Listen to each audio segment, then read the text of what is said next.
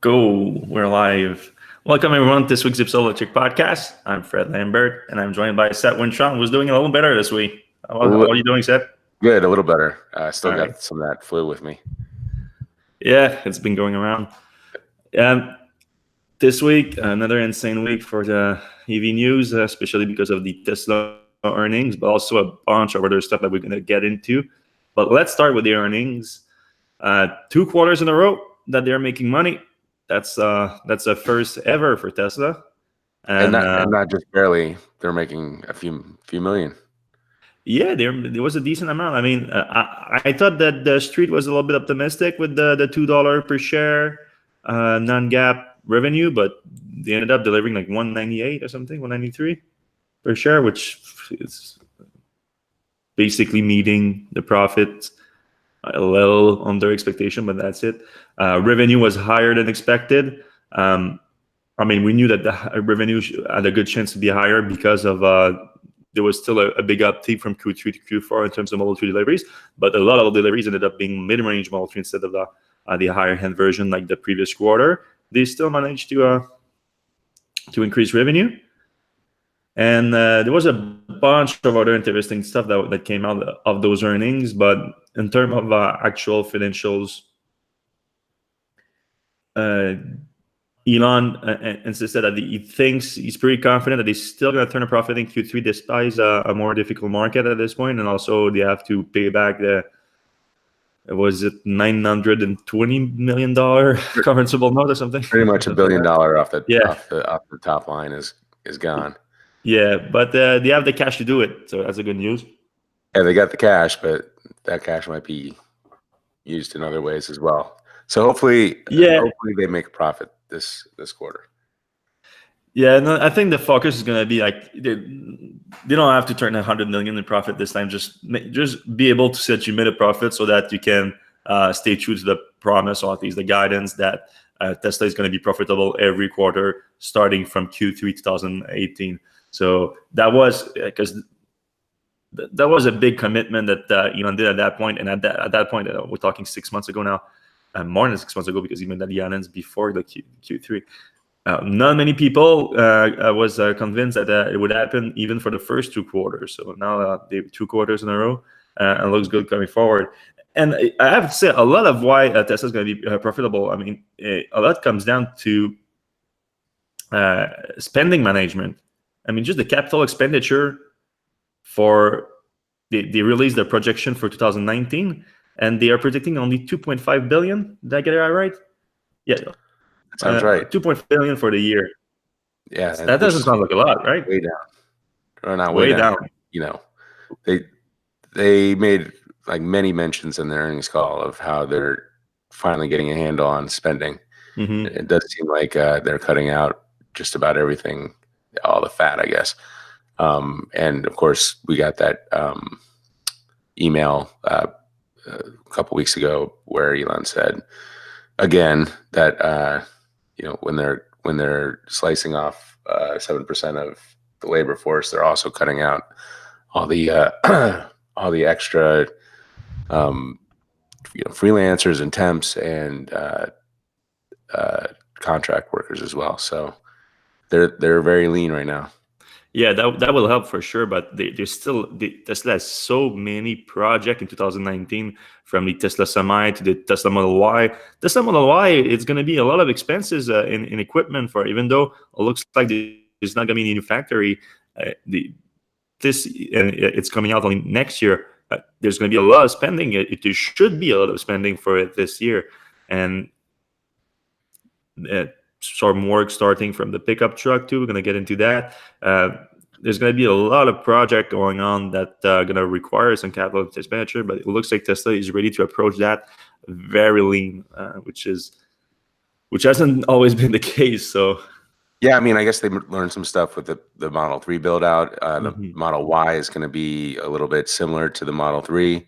So that line that they're building in China is going to cost way less than the line here. Mm-hmm. The line in at Gigafactory 1 is going to theoretically not quite cost quite as much because they've already kind of learned what not to do. So theoretically, they could keep it pretty lean. Yes, and because if you look at just how tough it was to get that 5,000 units per week of Model 3s, and all the mistake that they did to get there, if you can just like get away of half those mistakes, you can probably save a ton of money on the second half of the ramp up to 10,000 units. Speaking of that, Tesla, they changed a little bit the guidance for Model 3 production, because originally we thought that, well, I think they literally said that they can see Tesla doing 10K a week in Fremont at some point for Model 3s. But now he's talking about 7Ks a week in Fremont that they're going to ramp up to over the next few months, or throughout 2019. And then the 10K is going to be achieved through 3K a week in China, Gigafactory 3. So that was some kind of clarification that came out within the earnings. So 7,000 units of Model 3s per week in Fremont, another 3,000 units by the end of the year in China, which is sounds like a pipe dream to me.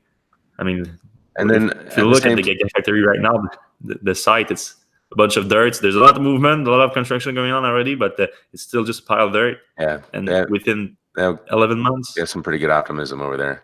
Also, I think they're taking down they're rolling back, I guess, Model S and X production, or at least the amount of people on those production lines. So it's surprising to me that that they're also cutting back their estimates on Fremont to 7,000. So we're scaling back everything in Fremont.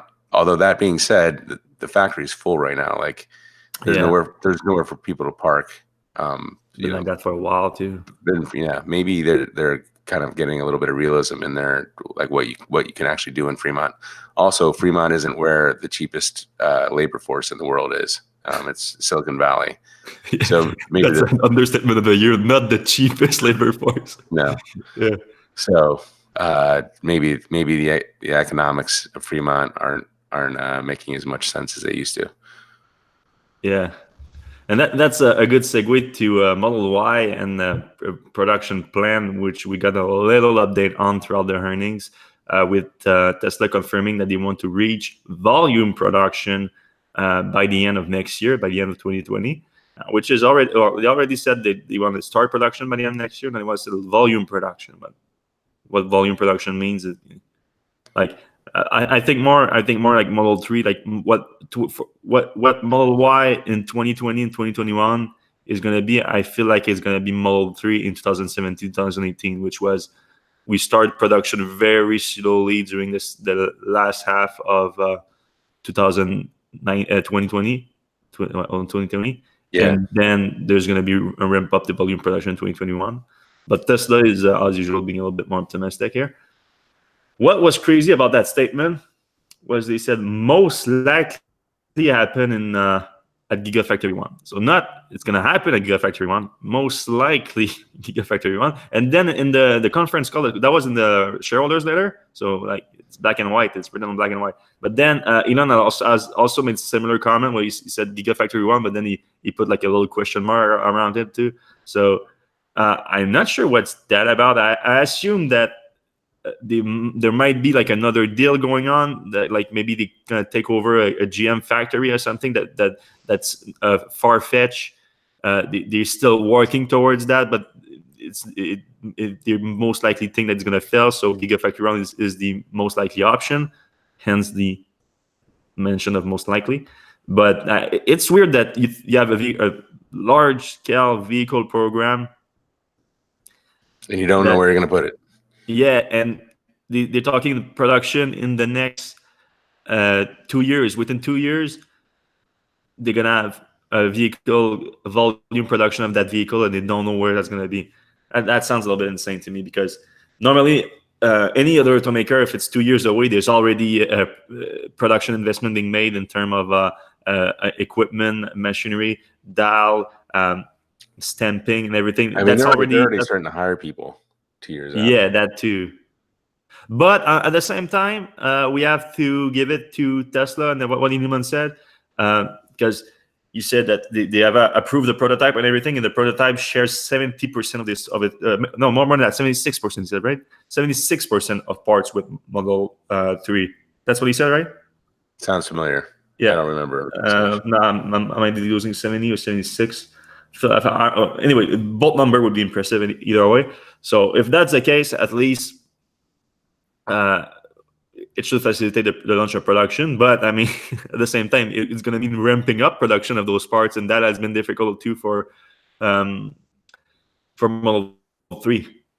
What percentage of Model S and X are the same?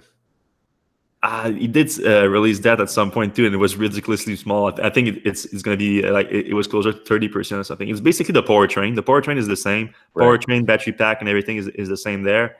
And those are built on the same line. Yeah, that too. But they had to change basically everything else because there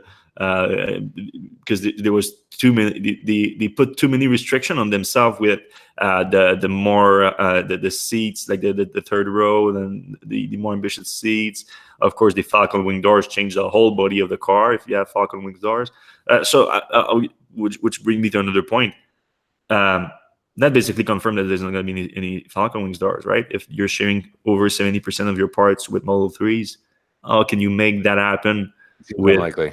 And I think a lot of people would be glad about that. Yeah, it would change the body. Yeah, when we did our surveys on that, the strong majority of people didn't want Falcon wings doors on a Model Y, which I get why, but still pretty cool. Yeah, they're cool.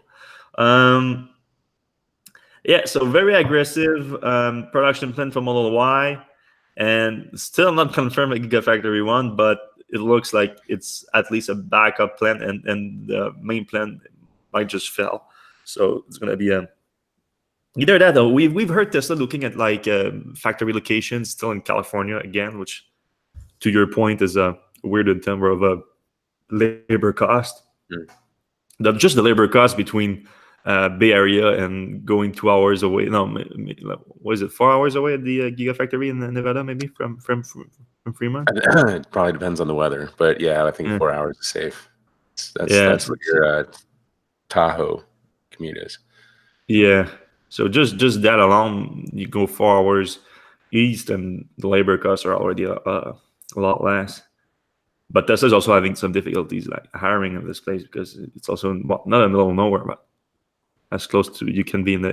Reno is actually blowing up, and it's not just. Yeah. I mean, it's obviously Tesla's a huge part of that, but I think it's like the fastest growing city in the U.S. right now, and it's Apple's there, Google's there, Amazon's there, Microsoft is there.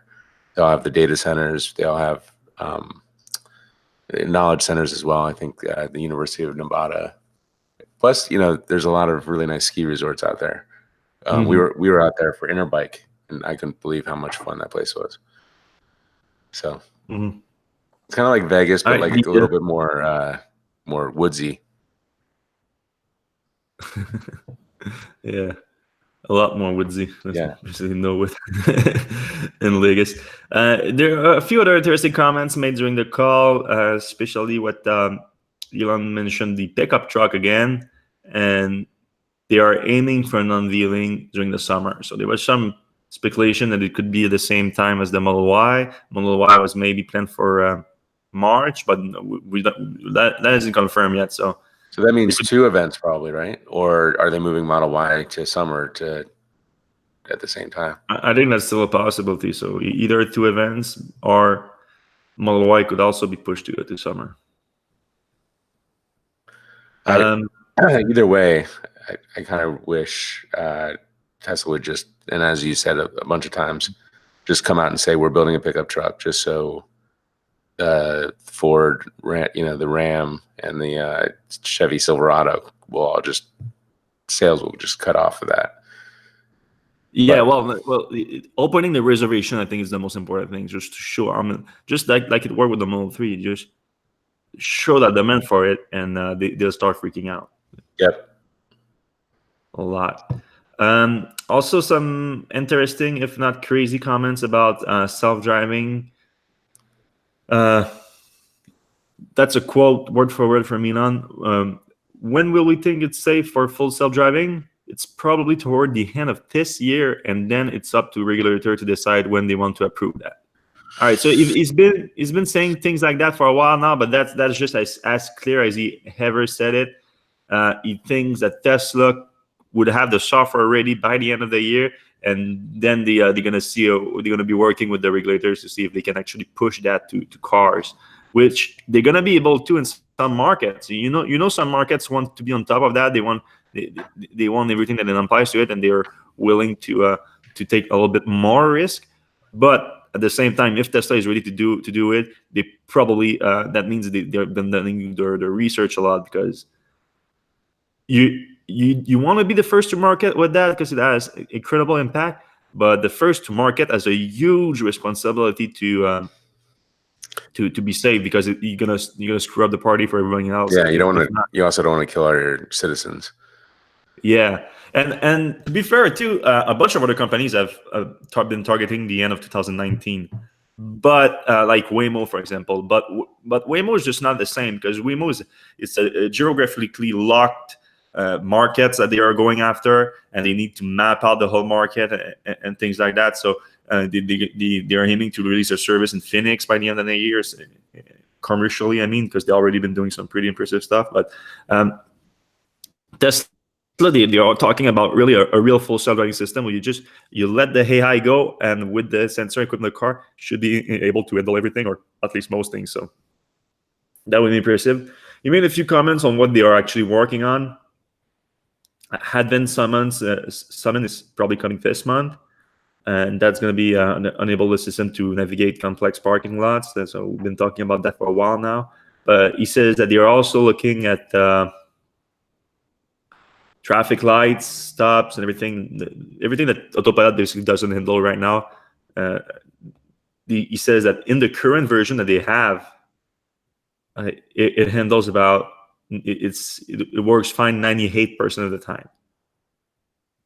But they need to be at 99.99999, which is you cannot be 100%. It's impossible. But humans are not 100%, not even close, really. But that last 1.999%, I think is might be as difficult as the other 98%. So yeah, it's gonna be tough. So that's one of the comments from Elon that I've been on board with Tesla doing some impressive thing, and I think they're gonna do some crazy things this year. This one, I'm not so sure that they're gonna be able to do this year, unless because Elon is also big on the AI aspects of things. I've just watched the Chris Pine "Do You Trust This Computer?" AI documentary, which is a great documentary that I recommend. And Elon is in it a bunch. And you can see that he's really close to AI research. So unless you have like a real full general AI that just, all right, let me take over that whole self-driving car thing, and you can handle it, and maybe Tesla is behind that or something that we just don't know. Unless they have something like that just happens like very, very fast, I'd be pleasantly surprised. I mean, selfishly in a way, because I actually own a car that could get this the software update and also the upgrade. Computer upgrade that you need to make it happen. Last thing that we're going to discuss about the call is Deepak Ahuja, CFO, retiring for the second time. This time for good, apparently, and he's going to be replaced by Zach Kirkhorn, who has been at Tesla for almost 9 years now. So he's been somewhat of a protege of Deepak, and he's going to be taking over the role throughout the transition period, where Deepak is going to stay for a while and then going to stay on indefinitely as an advisor, but not as an executive at a company. So it happened before. A few years ago, Deepak also left, but ended up coming back after probably some begging from Elon and the executive team. Yeah, I mean, what do you think the deal was with Wheeler? Like, did he leave on his own? He couldn't handle it? Did Elon just get sick of him and say, Deepak, come back for a couple years until we can groom somebody else? Or yeah, all of these suggestions make sense to a degree. But apparently Wheeler did leave in good terms, because there was a transition period, and he stayed on as an advisor too for a while. So I really don't know. But there was a lot of shake-up in Tesla's financial team for the last 3 years. Maybe there was was a revolving door. I don't know if you were at the end of the call. because it got really boring, this one. When Kirkhorn talked, though, he could not have been a more boring voice, which, like, of course, he's a, CFA or whatever.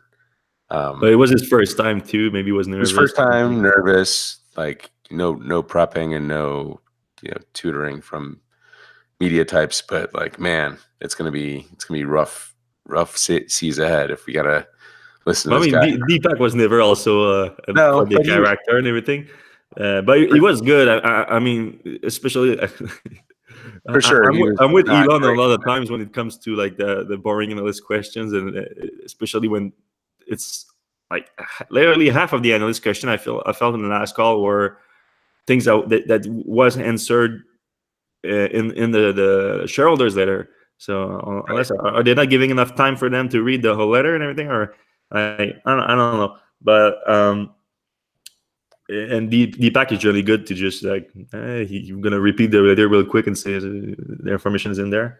I don't know. Of course, the shorts love it. When the CFO leaves, it's a big conspiracy. Like they're going to state's evidence.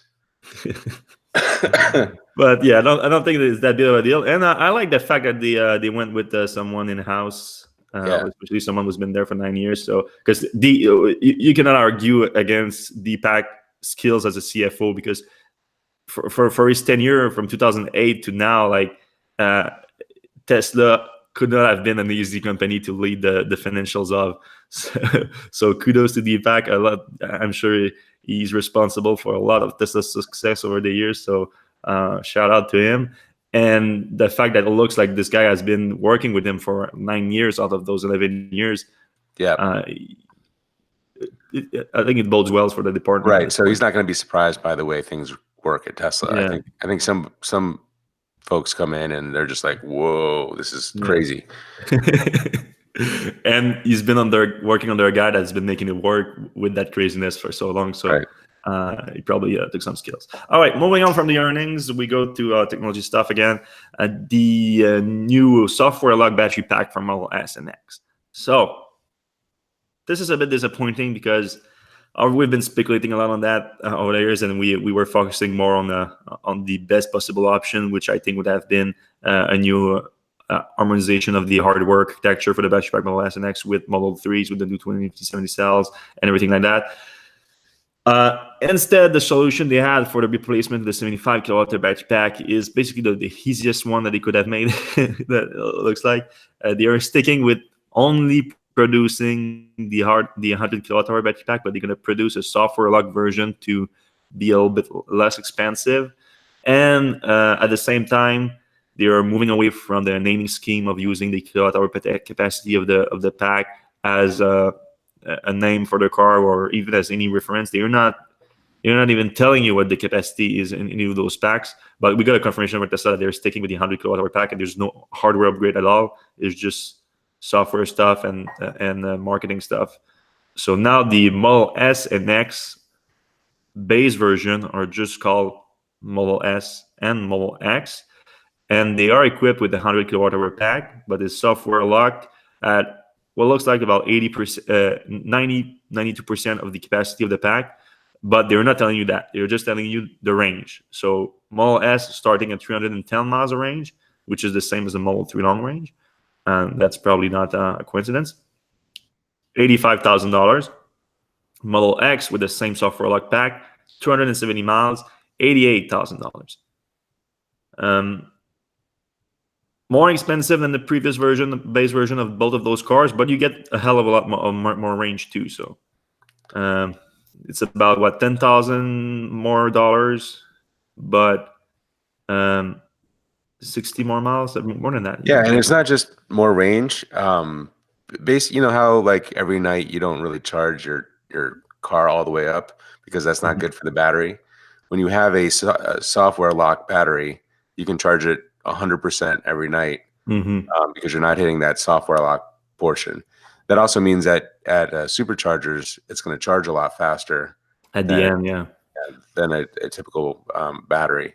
So there's a lot of advantages to having the bigger battery. The disadvantage is you're carrying around a lot of batteries that you're not using. But I think overall it's a pretty big win for people at the base model side. Yeah. And then for the what used to be the Model S and X 100D, now they're going to be called Model S and X Extended Range. So not Model S and X long range like Model 3 long range, but extended range. Okay. And well, nothing has changed in terms of specs for those one, but they are $1,000 less expensive. $93,000 for Model S, $96,000 for Model X. So there was a little change on that front. Then bigger change on the performance side of thing, because unsurprisingly now they're called Model S and X Performance instead of being P100D. And a while back, I don't remember when, but Tesla at some point stopped making the ludicrous mode an upgrade, and they made it like standard on the performance version. So basically every Model S and X Performance were P100D ludicrous.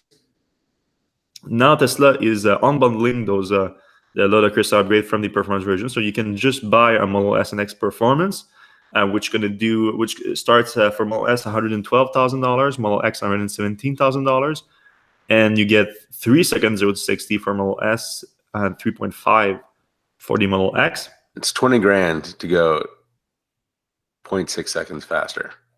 Yeah, then if you want that ludicrous mode, ludicrous, and also an important point here that not everyone caught, I think, is that ludicrous mode you can so we should mention that too. You can unlock that 8% from the Model S and X to Model S and X extended range aftermarket every time you want, just through a software update, like you could with previous version of the software, like battery pack, what Tesla was saying them.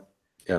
Now Tesla is doing the same thing with the ludicrous mode too, which used to be a hardware upgrade. If you guys remember, Tesla had the connector with the iConnell inside to be able to handle the higher. Oh, sorry about that. That was my coffee pot that's telling me that it's not going to heat anymore. That iConnell battery upgrade, which handles higher amperage. So now it looks like this. Well, it was standard with every performance car since ludicrous mode wasn't an upgrade anymore. So it's staying the case, and now Tesla is just software locking the performance on all Model S and X Performance, and you can pay that like set sell $20,000 to get that ludicrous mode, which for Model S brings the 0 to 60 down to 2.4 and 2.8 for Model X. Model X Performance ludicrous mode, now it's called. All right, so what do we think about that? I mean, it makes sense business-wise. It makes sense consumer-wise too. If you look at the value, like you said, for the non-extended range version, just the Model X and X, I think they are good value vehicles, even though they are quite expensive. But from a business sense, I just don't know how many people were buying the base version. Tesla probably, looking at the statistic, they were seeing that since Model 3 came out, not that many people were buying the base version of Model S and X. Yeah. So now they made the base version more attractive, which I think they really are with that update. But they are increasing the differentiation between the like a long range Model 3 and the dual motor long range Model 3, which is the only one now. Yeah, because if I give you the choice before that change between a Model 3 long range dual motor and the Model S, which was standard 75 dual motor, which one you've chosen for the 15 to $20,000 difference? I don't know. I'd probably get a Model X. I'm no longer, like, Model S was my first car, my first Tesla, but I'm no longer. I'm giving you just those two options here for like to explain why I think the discontinue the base Model S. What two options? Model 3 long range dual motor, which is now the base, like the only the base dual motor you can get, and the Model S 75D, which was also, because it was only offered in dual motor. So those options were getting pretty close. Yeah, those cars. No, I would definitely get the Model 3. That's what I'm thinking. I'm Model 3 all the way. Yeah, I like small cars. I even drive a Chevy Bolt, happily, on purpose. On purpose, as if you got confused one day and you entered the Model 3 instead of the Bolt, or vice versa. So has a Model S and X been $3,000 apart before? I can't remember. You're So right. It is for the base version, right? yeah. No, yeah.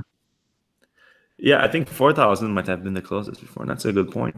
So I mean, if you're buying a base Model X at 88,000, that's pretty tempting over a Model X at 85,000. I mean, you're talking about 40 miles less of range, Mm-hmm. 0.6 seconds slower, but like you get the doors, you get the way more room.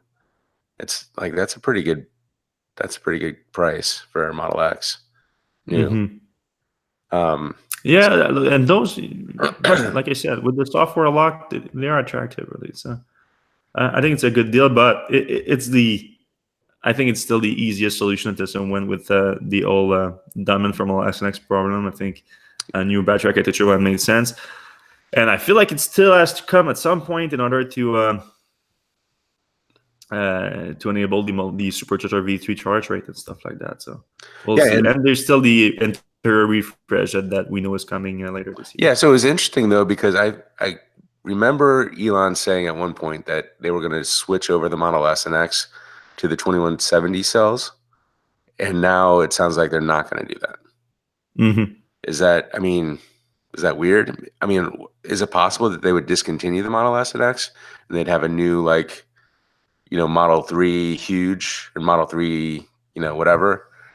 Is that, I mean, are we thinking something like that? Or is it the Model S going to stick around, or are they going to get rid of it?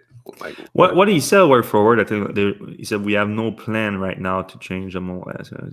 So that sounds like something to that they have to say, because they know as soon as they say it, then people are going to wait. Yeah, people are going to wait for it.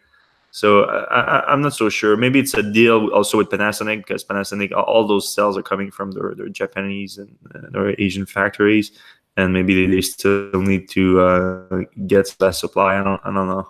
I mean, would they change the name? Like when they do that big update, the big update that we've seen kind of the interior for, that looks more like a Model 3. Yeah, that's just going to be the interior. I don't think it's going to come with an exterior. You don't think it?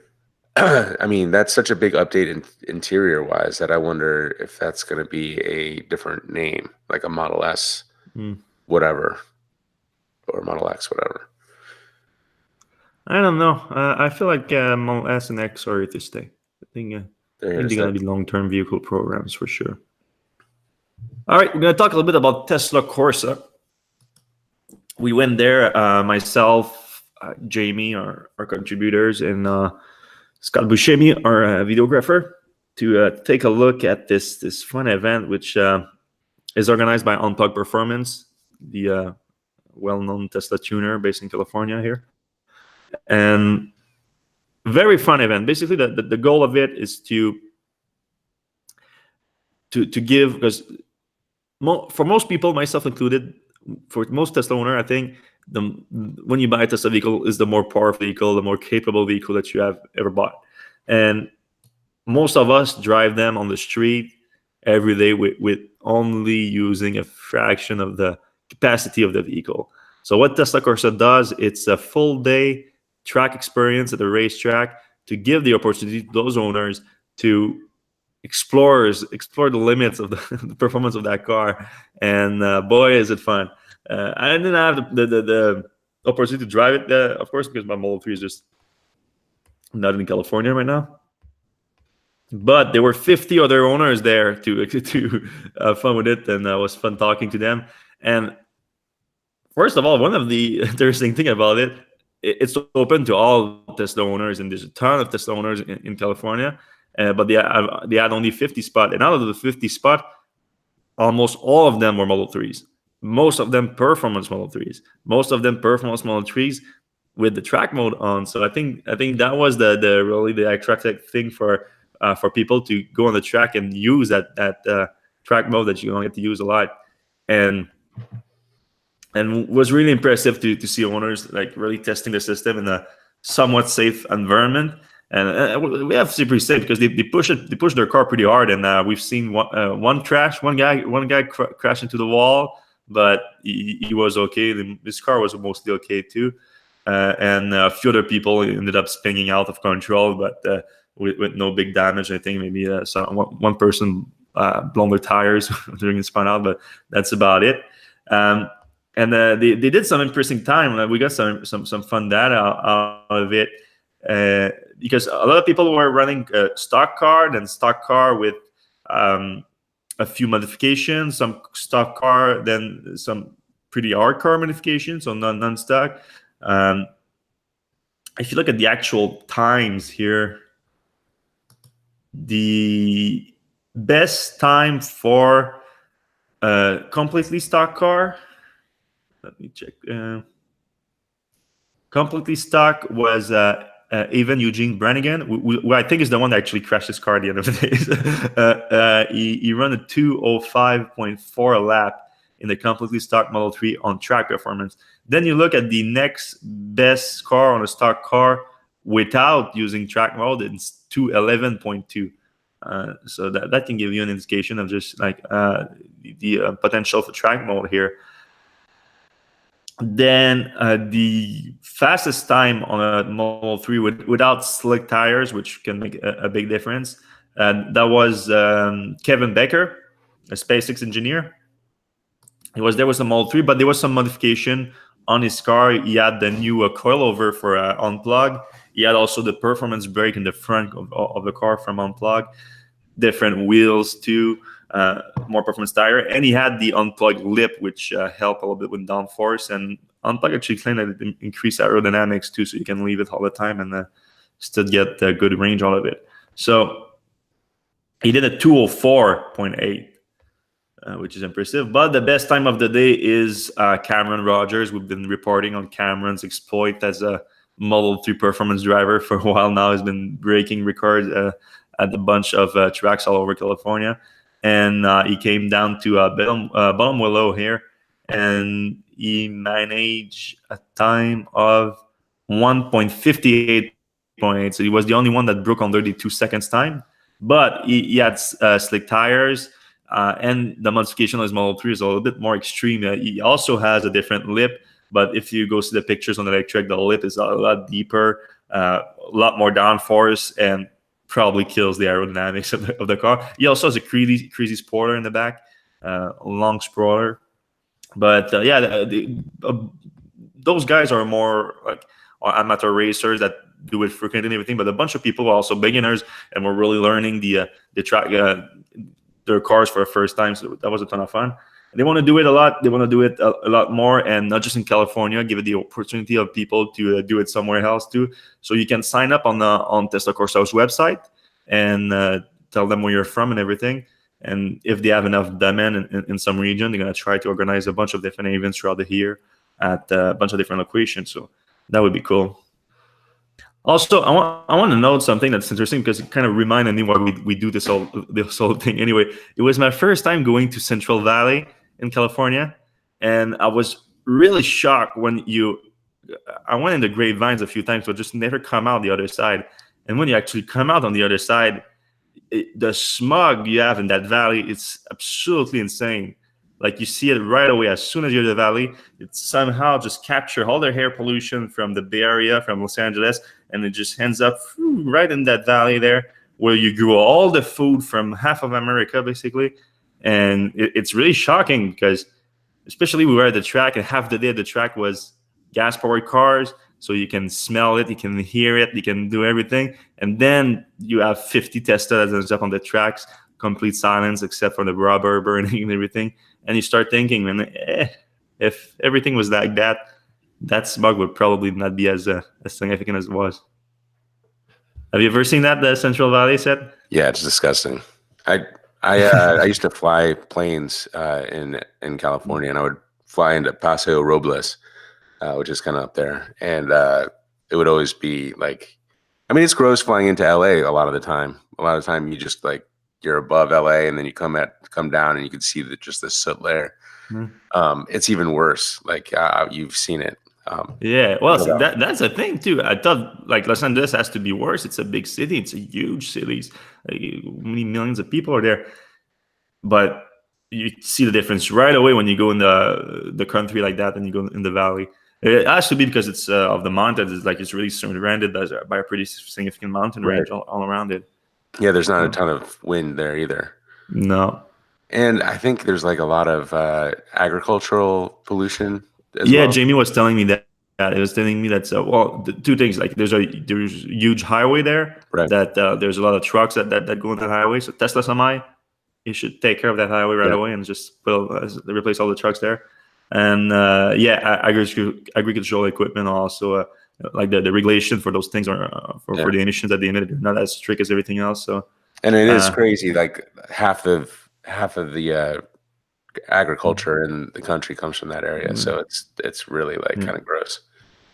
Yeah, so John Deere, get on top of that. I know that you have a prototype tractor, John Deere, but how about you take that thing into production, then all the rest of the equipment, and then you subsidize solar for a farmer that he can charge those things and be able to work all the time. That'd be awesome.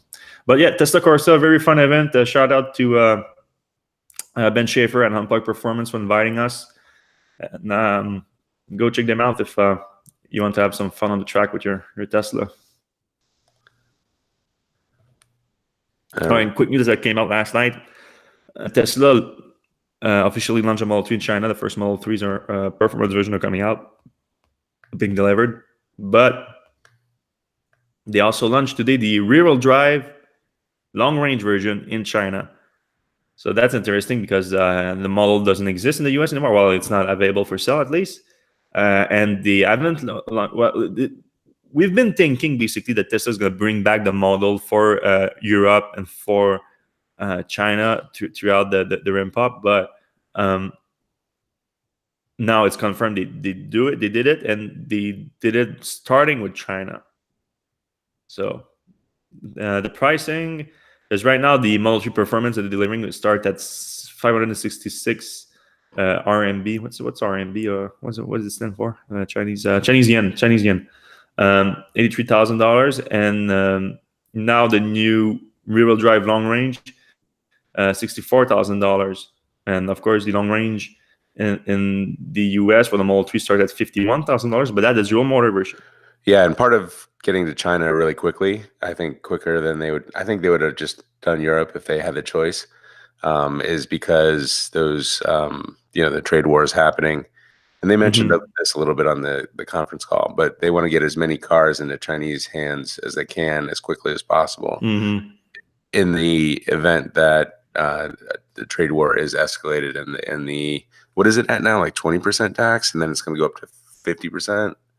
Right now, it's temporarily at 25% until the end of Q1. So they have basically 2 months to deliver as many cars, unless it gets better. But I think most people think it's better. Because it was supposed to go up to 40%. So. Right. So they're trying to get as many cars as they can over there. Yeah. Tesla launches a new multi-state effort against direct sales ban. So it's a new year. It's a new legislative sessions coming out in several states, and Tesla is taking the opportunity to make another push for make direct sales legal in a few states where they ban dealership for automakers. So those states include Connecticut, again, which they tried that 4 times, didn't work. Maybe 5th time's a charm. Nebraska, New Mexico, Oklahoma, South Carolina, and West Virginia. I think West Virginia was where the guy was making like a wartime video of like, we need to fight Tesla and everything, like with the background as if he's like almost a general or something. And then Elon said something, oh no, we're not going to be in West Virginia. Like, he said something pretty derogatory toward West Virginians. I think Connecticut's like the big one right here. Connecticut is big, especially since like they're surrounded with states that like actually a lot of sales and everything. And I don't know, some places the leadership's lobbies are just so strong that it makes it difficult. So if you want to get involved in trying to help Tesla pass those bills, I mean, contact your representative and everything. And since those kinds of subjects are very local, and if it makes news, that's if it makes news. It only makes news in the local media and everything. If you want to keep me, if you want to get involved in those projects and you want to keep me updated about how it's going, and don't hesitate to send me an email or something. We like to keep a close eye on that because it's such a weird situation, and they just cannot sell their cars based on old laws that because it's so obvious that it's wrong. That's why it's so basic, because everyone know that those laws weren't made for that. They were made to protect dealership against their own automakers competing against dealership with franchise dealership. Tesla never had any franchise dealership. They are competing fairly. They just found a more efficient way to distribute cars. Uh, if you cannot compete against that, there might be something wrong with your model, or otherwise you will survive. Who knows? All right, moving on to non-Tesla news.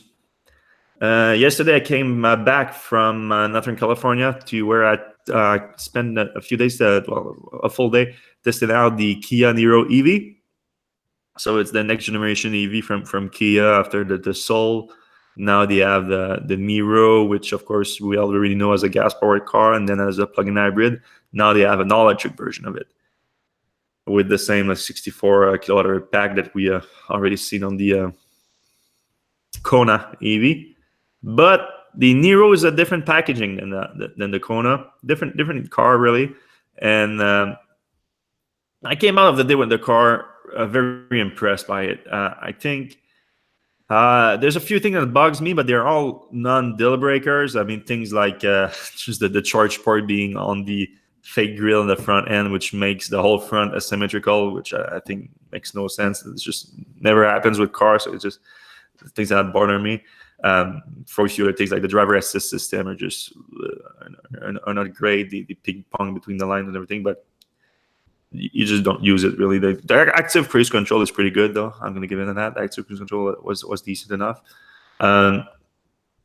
But what is really impressive with this car is its efficiency. Just an efficiency beast, really.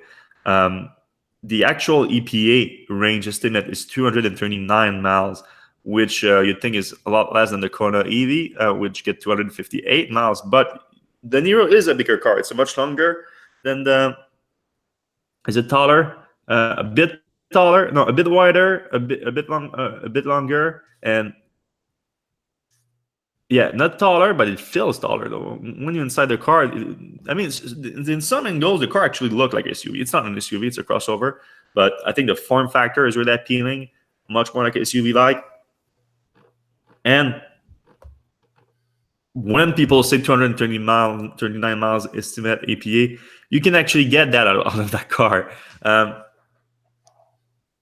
We didn't get to drive it too much. I mean, I got 130 miles out of it in a full day of driving, but I think that day was pretty representative of what would be like a full cycle in terms of we did a lot of highways. Probably half of that, even a little bit more than half of that, was a highway. Then we did some decent city driving, just normal city driving, some in traffic, some not in traffic. And then for like a good 30 miles, I took the car up the mountain and just pushed it like a maniac. And surprisingly, the car was able to handle. I mean, it's not a car for that. It's not made for that at all. So I don't expect people to use it for that. But I still was able to have a ton of fun with it and hopping down mountains for a good period of time, pushing it very hard. And still, we ended up getting 3.7 miles per kilowatt hour, which if you extrapolate that for full charge is 237 miles. So I expect that if you drive normally, you can get that up to like easily over 250 without like thinking about it at all. Of course, it was Northern California, so in terms of the driving conditions and the weather was perfect for it, so take that into account. But still, I mean, it's not the first time we've seen Kia and Hyundai being very good at efficiency, and I think this car is another example.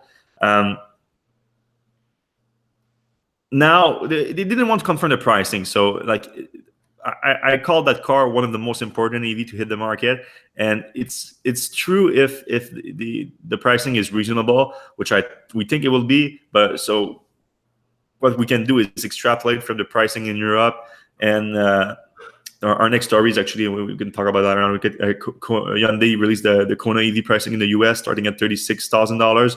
So we think that the price is going to be very similar, a little bit more expensive because it is a bigger car. I think the interior looks better too, a little bit. But if it's like just 10, 15%, 15% would be a lot, but 10 to 12% more expensive, closer to $40,000 starting price before incentive. I think it could be a popular car. I really do. Yeah, I mean, it's got all the specs. Like, it's got the range, it's got the acceleration, it's got the space. It's the form factor. The acceleration, not so much. Uh, It has a lot of torque. Yeah, yeah, but you it said has the most. you Yeah. said you drove it like a maniac and it responded well. So Yeah. Well, I'm okay. assuming, It does feel pretty quick, the acceleration, just not from a standstill. So if you use the 0 to 60 acceleration metric, the car doesn't sound fast at all, and that's because it's not from a standstill. Because it has more torque than every other car out there, every other like the Bolt EV, the Leaf, or the car you would compare it to, 291 feet-pound of torque. So, and what they did is that they tried to control it as much as possible from standstill, so to make sure that you don't burn out, to make sure that you don't kill those relatively small tires. So, yeah, I mean, I have to say, like, it just does not look like it doesn't look like a sporty car, and I don't think that the sorry, the Kona Niro. EV. No, I don't think the Kona is. I don't think the Niro is. I don't think the gas versions of them look good. No. So it's not like the EV problem. It's just they decided to make a segment problem in a the very crossover. ordinary looking car an EV, which is fine. Like, people obviously buy ordinary looking cars all the time, and I think they'll sell as many as they make.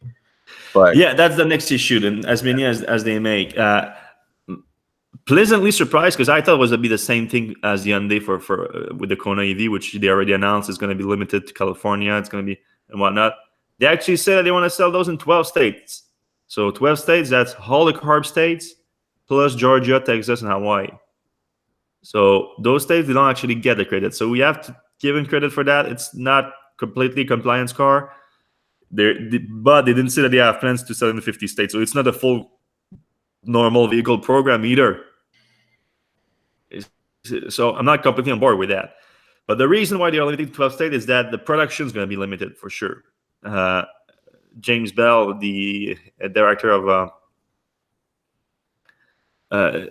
communication for Kia North America, he said that they're expecting some limitation in terms of the allocation for the U.S. market, meaning that they are focusing more in Europe and other markets than the U.S.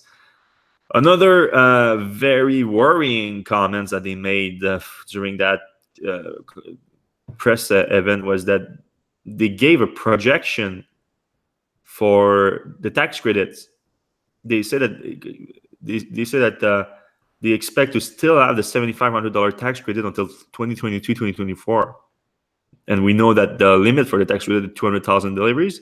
So it means that they expect to have fewer than 200,000 deliveries by 2024. And that's not just the Niro EV. That's the Kia Soul EV that's been delivered for the past few years. Granted, they don't deliver that many of those. Like, it's like a few thousand per year. But they also have the PHEV version of the Niro now that's also getting the credit, and that they've been selling for a few months now. Then they're going to have the BEV, and the Kia Soul is getting an update too. It's going to be a little bit more attractive. I don't know if they're going to try to sell more of them. But so you have those three cars that are getting the credit, and that's over 4 years, 4 or 5 years. So my thinking is they don't plan to deliver many of those in the US. So, and it's weird. Doesn't Hyundai owns like a big portion of Kia, right? Yeah, they have a control. They have a controlling stake. But that doesn't eat into their allocation at all. Neither one of the companies, right? No, that's the thing. If you have the different brands like that, like it's not like GM with having different brands. It's really two different companies. That's the big advantage, I think. That's interesting. I wonder if there's some sort of workaround that Tesla could, like sell, a new Tesla brand. A new Tesla brand. It's $7,500 per car. That's a lot of cash. Yeah, they didn't. I didn't like that. And one of the exec there said a comment like, "Now that Tesla doesn't get the full credit in the US, that's opened the doors for people like us to get in." I'm like, does it? Are you taking advantage of that? If that was true, you try to get the 200,000 credit done by the end of the year and just take advantage of it for real. They're not. They want to take advantage of it over 4 or 5 years. You're not taking advantage of anything. You're just slowly making enough car for compliance. It's weird. Though at the same time, Georgia, Texas, and Hawaii is not needed for compliance. So I don't know. I feel weird because I think the car would sell out with like maybe they're not breaking even on the battery. Yeah, maybe they're losing money if not. So I don't know. But I think like for starting at $40,000 and going up to $50,000 fully equipped, especially with the credit, and so a bunch of people, you can buy a Model 3 for $50,000 now, and a pretty good Model 3. Sure, but it's not a crossover. People love crossover. They fall in love with it, and I mean, I'm not that one's not going off road at all. So it's not like that kind of crossover. No, it's not that kind of crossover. But you get an hatchback, like you get a hatch in the back, so that's an advantage. The trunk is nothing to kill someone for. I mean, you can put the body in there, but you don't have a front either. I mean, if Kia would have designed that car to be just electric, just battery electric, and not a 3-platform vehicle, I think it would have been a lot better, of course, because you create limitations for yourself when you do a 3-powertrain platform, and including things like you have a front-wheel drive, which is not as fun to drive, and they could have space for like a dual motor option, which would have been great. There's a ton of different things that they could have done, but even then, it's still a good value vehicle, I think, with the tax credit, especially.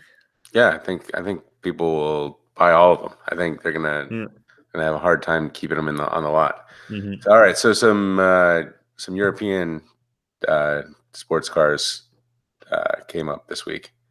Koenigsegg is a $170 million investment from NEVs. And I know Koenigsegg is a big Tesla fan, like the CEO. The actual founder, yeah. Christian is his name? Yeah. Christian. Christian von Koenigsegg. What does it mean for the Swedish people when they have von? That's not like a title or something, right? Is it? I don't know. I mean, it sounds like that. It's like Dutch van of. So I don't know. Yeah. But 150 million euros, about 171 million USD. It's a big investment for a relatively small company. And if I understand the announcement correctly, there's two different 150 million. They are taking a 20% stake in Koenigsegg. And for people who don't know, NEVs is the Swedish automaker that was Saab, and they were taken over by the Chinese. Now they are NEVs, which is just an electric vehicle company. They're still based in Sweden, but they're mostly a Chinese company now. They do a lot of business in China. So the 20% stays technically in Sweden, but because Koenigsegg is of course a Swedish company, but it's being controlled by China now. And separately, if I understand, they're creating a joint venture with NEVs and Koenigsegg, and NEV is putting $150 million in that joint venture also. That's my understanding. So there's 250 million euros here.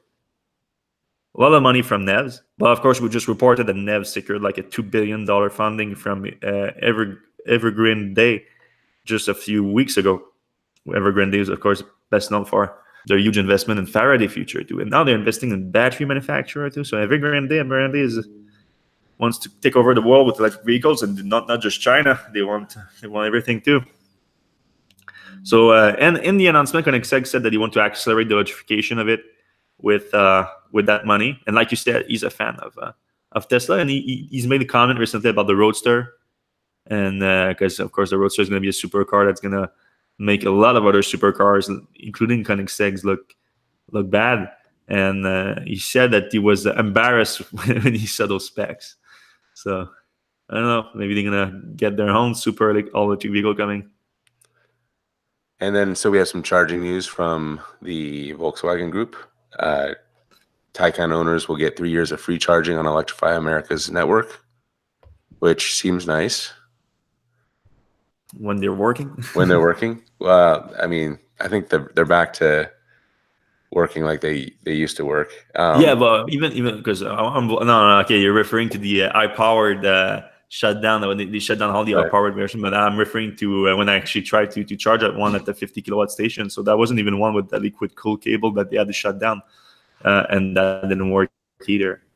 But yeah, I was a little bit disappointed by the announcement because what the Porsche was the previous comment from Porsche is that they were actually making their own network in North America, and they're gonna do their own charging network with something like 700 stations. And they said that 200 of them is gonna be a dealership, and then 500 of them is gonna be elsewhere. But then they announced that, and there's not gonna be their own network. So I reached out to Porsche, and what they responded is that we never said that. We never said that. They said what they say. They say that those article that came out was based on comments made by their CEO of North America, Klaus Zellmer. And I got back those comments, and those comments sound exactly like they're making their own network. And all the article that came out of them were reporting that, including ours. And they never decided to correct anyone on that. Like, I mean, okay, the PR person said that I was there when the interview was made, and that the comments were talking more about the partnership with the company for 500 station and then 200 station at dealership. I mean, okay, maybe it was the case. I wasn't in the interview, but everything that came out was about their own network, and they never sent out any correction, anything like that. So I don't think that's fair. But anyway, so we thought that we we're gonna get more station, and we're not gonna get as many stations. No. But and that brings us to Audi, also doing some funny charging things. Yeah, they released their pricing structure for charging, and Audi always said that they were going to partner up with Ionity. They invested, Volkswagen invested in Ionity in Europe, so they're going to use their network for the high-powered station where they can charge up to 150 kilowatts, which is the capacity of the e-tron. They also already said that they wanted to do something that where it's like one contract, one card, whatever, one membership card for all different networks in Europe. So now they are making true on that promise. But to get that card and then to pay for charging, the pricing structure. So those prices I'm going to release is for Germany, but they said that the price is going to be similar everywhere else. There will be a similar pricing. You can get what they call a city tariff. You pay €5 per month with that city tariff, and then you get access to 72,000 charging stations, but they are level 2 or 50 kilowatt charger. So not everything except Ionity with the 150 kilowatt charger. Everything else is okay. But you pay $5,000 a month. If you want to charge level 2, you pay €8 per charging session, and €10 if you use the DC fast charging 50 kilowatt stations.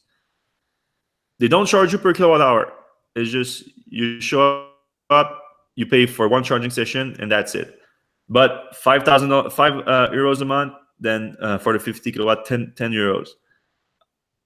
It's not that bad, but it's not that bad if you charge all the way through. So you're incentivized to wait until your battery is almost depleted to use the charging station and charge as much as you can, because you just pay one single price per charging session. It's not based on how much you use it. So I don't think that's optimal, but some people are going to be able to take advantage of it, I think. Then you have the Ionity high-powered pricing. So this is called the transit tariff. So it's the same structure for the level 2 and 50 kilowatt that I just explained, but you have to pay €18 per month, so a lot more. And then if you want to use the high-powered station from Ionity, on top of that €18, and now there's been some people like trying to say that that's not true, but that's how I read it, and I'm pretty sure that's the case. €8 per charging station plus 33 cent. Is it cent or euros? 0.23 euro basically per kilowatt hour. Centime. You sure about that? Okay, so yeah. Well, anyway, 0.23 euros per kilowatt hour. So both. So just to connect your car to the charging station, you got to pay €8 on top of the fact that you already pay 18, and then 0.23 0.33 euros per kilowatt hours. So I was calculating it, and basically, if that's really the case, and that's how it sounds in the press release email that they sent me. If that's really the case, then if someone is traveling like 4 times a month, like once every week, you're traveling once every week, you have a place for business that you know that you need to get to, because it doesn't even make sense to buy that 18 euros a month if you're not going to use it regularly. So it's the minimum is going to be like once a week or something, and then it comes down to if you charge like to 80% or something, which would be standard with a 95 kilowatt hour battery pack like the e-tron SUV. It almost adds up to close to 40 euros per charge within a month. That's quite expensive. Yeah, it's a lot of cash for. I don't know. If you're a power user, it goes down a little bit, but not that much because you get more out of your 18 euros per month, but you still have to pay per charge and you still have to pay per kilowatt hour unless you try to do a mix between the station where you just have to pay once and not per. I don't know. I don't like it. All these offering 1 year free of the transit tariff, so access to the high energy charging network basically for free for a year. So first year, try to get as much as you can out of it, and then ease off. Yeah, I guess prices will change as more and more people come online, and there's more options out there. Yeah, I hope so. I mean, if it's successful, actually, it's going to be like a big moneymaker, I think. Yeah, sure. Because it's something. It's an option basically. Option makes money, and then you can sell that option on the car.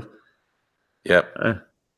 I'll be very interested to look at the take rate of the transit tariff after the 1 year.